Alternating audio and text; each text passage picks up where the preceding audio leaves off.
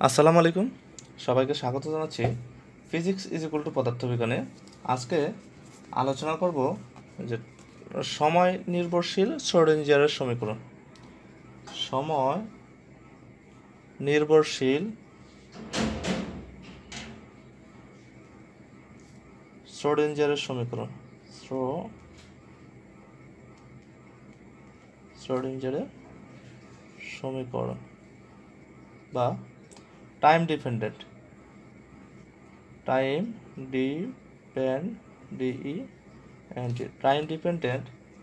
Schrodinger equation, SCHRODINGER,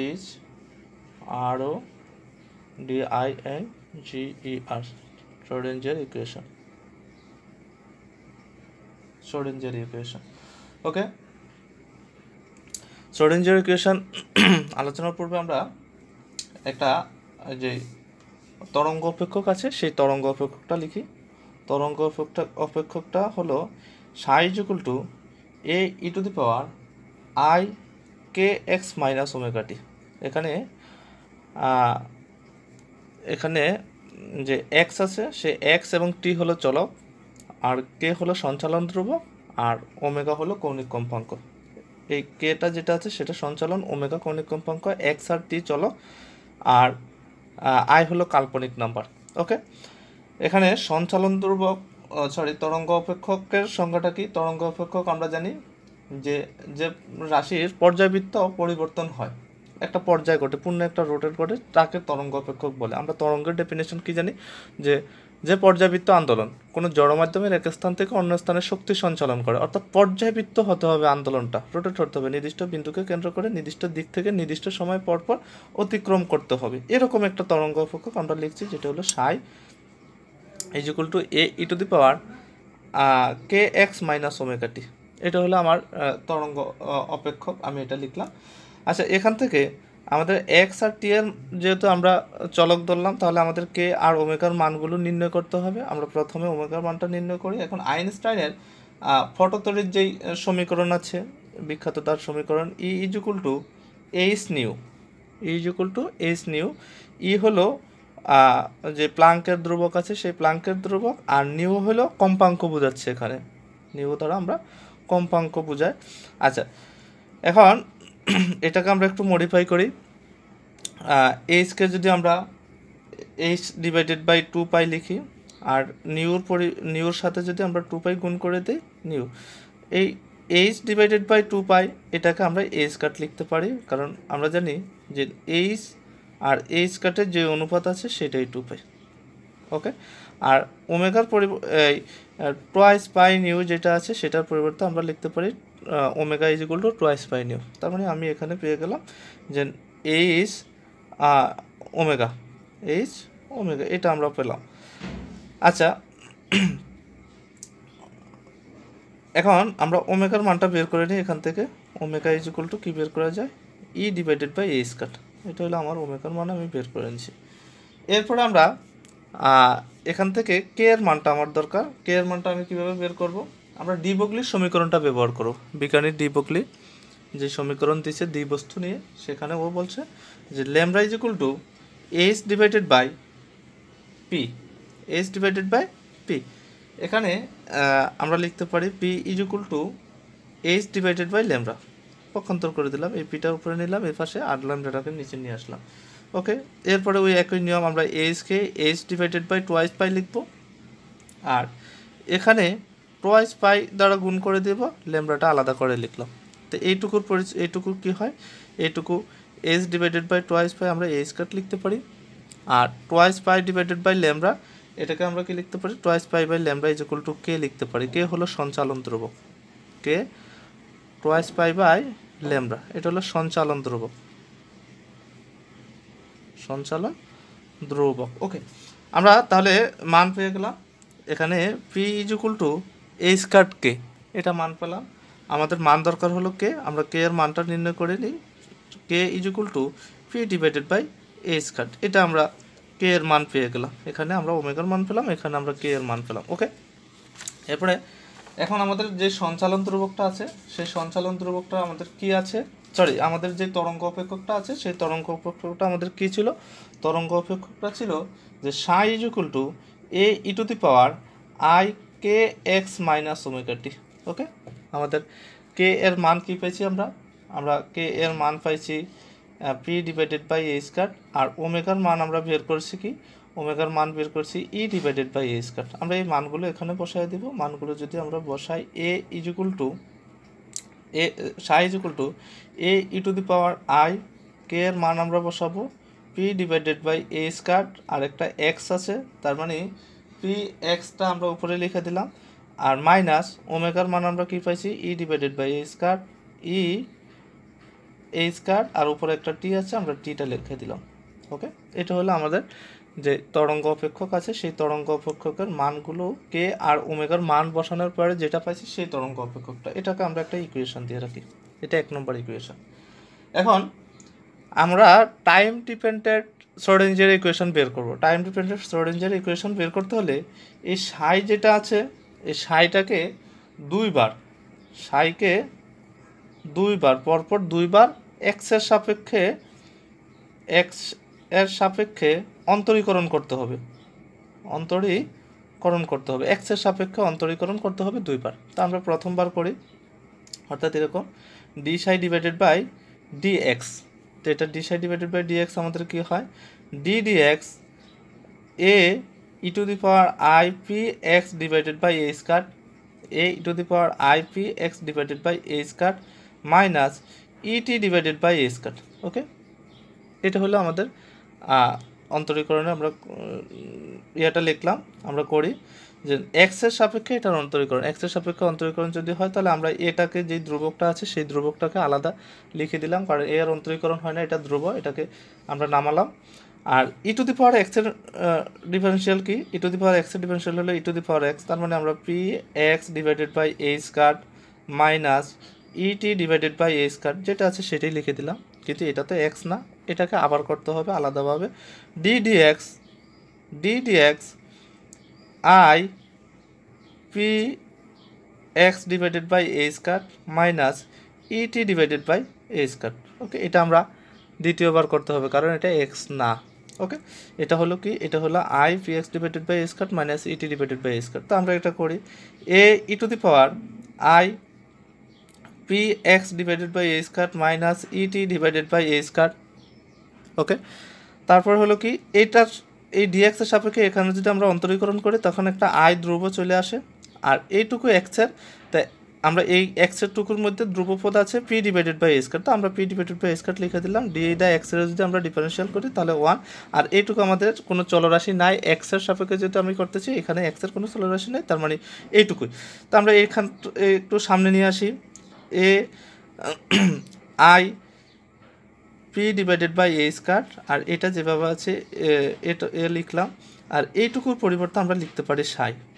ওকে, এইটুকুর পরিবর্তে আমরা সাই লিখতে পারি, সরি এ সহকারে এইটুকুর পরিবর্তে আমরা সাই লিখতে পারি, কারণ আমার উপরে যে A e to the power i P x divided by A square minus E T divided by A square, এইটুকুর পরিবর্তে আমরা সাই লিখতে পারি। ওকে, আচ্ছা, ঠিক এখানে আরেকবারও আমার ইন্টিগ্রেশন করতে হবে, ডিফারেন্সিয়েট করতে হবে, তার মানে দুইবার D square psi divided by D x square. এটা যদি আমি করি কী হবে? ডি এক্স এইটুকু যেটা আছে সেইটুকুরে আমার আবার করতে হবে, তার মানে i p divided by A square psi, i p divided by A square psi. তা আমি এইটুকু যেহেতু ধ্রুব এটারে আমি সামনে নিয়ে আসি আই পি এ স্কয়ার, আর এই সাইয়ের ডিফারেন্সিয়াল আমরা কী পাইছিলাম? সাইয়ের ডিফারেন্সিয়াল আমরা এটা পাইছিলাম। ওকে, তো সাইয়ের ডিফারেন্সিয়াল আমরা আবার বসাই দিই যে I P A square, I P A square. তো এখানে আই পি এ স্কয়ার সাই। ওকে, আমরা একটু গুণ করে দিই, তাহলে I square P square A square সাই, এইটুকু হয় আমার এখানে ডিফারেন্সিয়াল। ওকে, তো আই স্কোয়ারের পরিবর্তে আমরা যে জটিল রাশির থেকে আমরা জানি যে I square is equal two -1 হয়, তো এখানে আমরা -1 দিব। তো -1 মানে minus p square divided by A square, আর থাকে সাই উপরে। তো এখানে আমরা পি স্কোয়ার সাইয়ের মানটা নির্ণয় করব। পি স্কোয়ার সাইয়ের যে মান আছে সেই পি স্কোয়ার সাইয়ের মানটা দেখি কি হয়। সুতরাং p square psi is equal to, এটা এক্স -1 বাই এক্স স্কয়ারকে যদি এদিকে নিয়ে আসি তখন কি হয় আমাদের, যে মাইনাস এ স্কয়ার একটা স্কোয়ার আছে a square d square psi divided by D x square, এটা হলো আমার পি স্কোয়ার যে সাই আছে সেই সাইয়ের মানটা। ওকে, এরপরে আর তারপরে আবার সাইকে কি করতে হবে, আমরা যে সাইটা পাইছি, সাই কি পাইছিলাম, সাই পাইছি A e to the power i k x minus omega t. এইটুকুরে এইখানে আমরা মান বসানোর পর কি পাইছি, মান বসানোর পর পাইছি A e to the power i P x divided by A square minus E T divided by A square. এইটুকুরে আবার টি এর সাপেক্ষে একবার অন্তরীকরণ করতে হবে, টি এর সাপেক্ষে একবার অন্তরীকরণ। আচ্ছা, টি এর সাপেক্ষে যদি আমরা একবার অন্তরীকরণ করি তখন D psi divided by DT কী হয়, d psi divided by d t is equal to কী আছে A e to the power i P x divided by A square minus E T divided by A square. এখানে যদি আমরা করি তখন এ ধ্রুবটা নিয়ে আসলাম, ই to the power এক্সের differential e to the power x i P x divided by A square minus E T divided by A square. Okay, কিন্তু এটা তো এক্স না, এটাকে আবার ডিডি এক্স দ্বারা করতে হবে। যদি ডিডি এক্স দ্বারা আমরা করি তখন কী হয়, I P x divided by A square minus E T divided by A square. এখানে করলে কি হয় এ টু দি পাওয়ার আই, এইটুকুর পরিবর্তে আমরা টোটালে সাই লিখে দিলাম, সাই। আর এখানে যদি আমরা করি কি হয়, একটা আই আসে আর এখানে টি এর কোনো রাশি নাই, এদিকে রাশি আছে টি, তো টি এর সাথে ধ্রুবপদ আছে এইটুকু minus E divided by A square, আর এক্স টি এর ডিফারেন্সিয়াল টি এর সাপেক্ষে টি 1। ওকে, তো আমাদের এখানে কি আসলো minus I E A square সাই, এটুকু হলো আমাদের এখানে আসলে যে D psi divided by d টি এর যে ডিফারেন্সিয়াল আছে সেটা। আমরা এখান থেকে ই সাইয়ের মানটা বের করে নিব। ই সাই ইজ ইকুয়াল টু কী লেখা যায়, ই সাই ইজ ইকুয়াল টু লেখা যায় যে minus A square divided by I D psi divided by DT. এখানে হলো আমার যে ই সাই আছে সেই ই সাইয়ের মানটা a square divided by I D psi divided by d t. Okay, এখন আমরা যে মোট শক্তি হিসাব করব, যে কোনো একটা আলোর বেগের তুলনায় কম বেগবান কণার জন্য মোট যে শক্তি আছে সেই শক্তি গতিশক্তি এবং বিভব শক্তির সমষ্টি হয়। তা আমাদের গতিশক্তিগুলো কি, অর্থাৎ E is equal to K plus V, E is equal to K plus V. K এর জন্য গতিশক্তির জন্য লিখতে পারি আমরা হাফ এম বি স্কোয়ার, আর বিভব শক্তির জন্য আমরা বি লিখি। ওকে, হাফ এম বি স্কোয়ারকে আমরা যদি এরকম লিখি P square divided by 2m, অর্থাৎ ভরবেগকে আমরা এই পি এর মাধ্যমে লিখলাম, আলাদা আলাদা ভরবেগ লিখলাম না, আর প্লাস বি এর যে রাশিটা আছে সেই বি এর রাশিটা হলো বি, আমরা লিখে দিলাম। এই যে ই ইজ ইকুয়াল টু এটা। এখন এই সমীকরণটাকে আমরা ই সাই দিয়ে গুণ করব। E psi is equal to P square psi divided by 2m plus B সাই।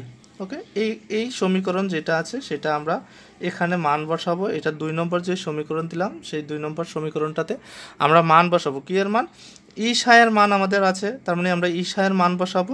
তারপরে আমাদের পি স্কোয়ার সাইয়ের মান আছে, আমাদের যেই পি স্কোয়ারের সাইয়ের মান বের করছি সেই পি স্কোয়ারের সাইয়ের মান আছে, আমরা এখানে পি স্কোয়ারের সাইয়ের মান বসাবো।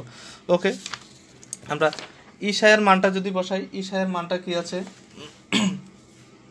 আমাদের ই সাইয়ের মানটা আছে যে minus A square divided by I D psi divided by d t, a square divided by I D psi divided by d t. Okay, তারপরে হলো প্লাস পি স্কোয়ার সাই, তা আমরা 1/2m আলাদা করে লিখলাম। আর পি স্কোয়ার সাইয়ের পরিবর্তে আমরা কি লিখতে পারি, পি স্কোয়ার সাইয়ের পরিবর্তে আমরা লিখতে পারি মাইনাস এ স্কোয়ার স্কোয়ার, এখানে একটা স্কোয়ার বাদ আছে, minus A square d psi divided by D x square psi divided by D x square, আর পাশে আছে কি বি সাই আছে। ওকে, এটা হলো আমাদের যে মান বসানোর পরে যে সমীকরণটা আমরা পাইছি সেই সমীকরণটা। ওকে, আচ্ছা, এখানে আমাদের প্রথমটা যেটা আছে সেটা হলো ই সাইয়ের মান। ই সাইয়ের পরে আমাদের একটা ইজ ইকুয়াল টু চিহ্ন আছে, এটা প্লাস চিহ্ন না, ইজ ইকুয়াল টু চিহ্ন। আচ্ছা, এরপরে আমরা তারপরে লাইন করি। তারপরে কি হয়, এখানে যদি আমরা একটা আই দিয়ে গুণ করে দেই, তা আই দিয়ে যদি গুণ করি, লিখি আমরা আই এ স্কয়ার, আর নিচে একটা আই দিয়ে গুণ করলাম I into I D psi divided by DT is equal to আমরা লিখতে পারি এই মাইনাস চিহ্নটা, আর এখানে প্লাস চিহ্ন আছে সেটা আমরা মাইনাস সামনে দিয়ে নিয়ে আসলাম। তারপর আমরা লিখতে পারি a square divided by 2m D square psi divided by D x square plus B Sai.